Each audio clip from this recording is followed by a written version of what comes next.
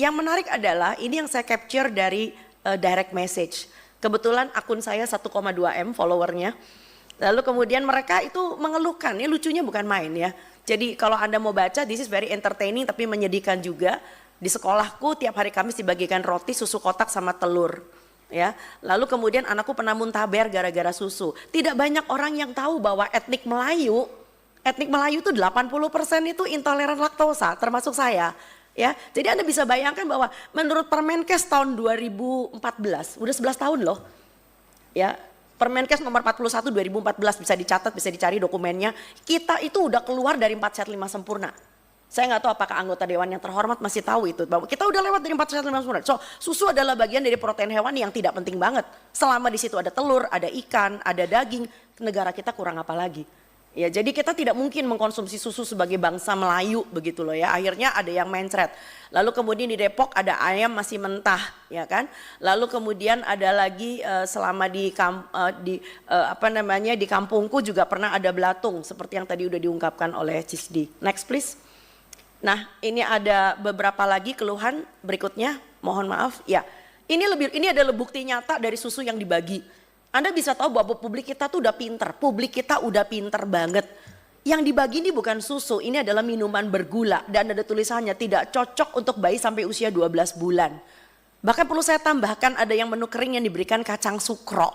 Itu kan gak masuk di akal sama sekali gitu loh. Dan kacang sukro juga ada tulisannya karena mengandung aspartam. Tidak cocok untuk balita dan ibu hamil dan dibagikan. Anak sudah makan ayam goreng tapi diturunkan menjadi sufor dan bubur instan. Ya bayangin anaknya udah umur berapa itu, udah 1 tahun lebih ya. Tapi lalu kemudian dibagi-bagi MBG-nya dalam bentuk bubur instan. Ini kan penurunan dekadensi ya, suatu ketatanan pemberian makan bayi dan anak. Next please. Jadi banyak sekali publik yang udah pinter ya. Nah akhirnya ada orang yang merasa bersalah karena jadi sering buang makanan ya. Bahkan ada yang terakhir anaknya masuk IGD karena mual dan muntah ya kan.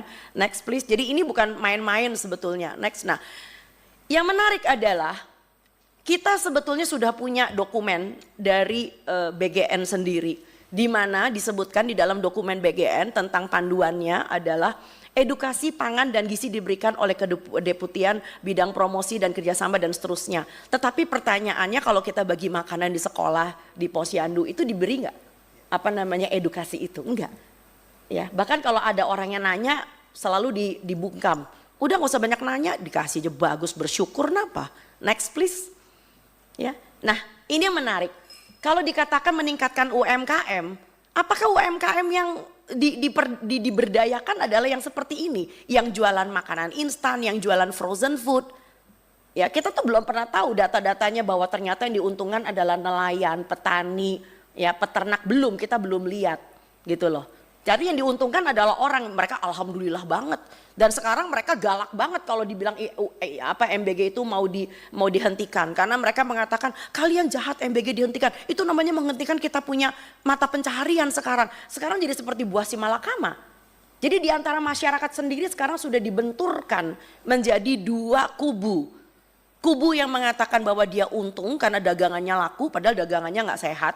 Di sisi yang lain ada masyarakat yang menginginkan tolong dong kalau beri MBG yang sehat dong buat kami.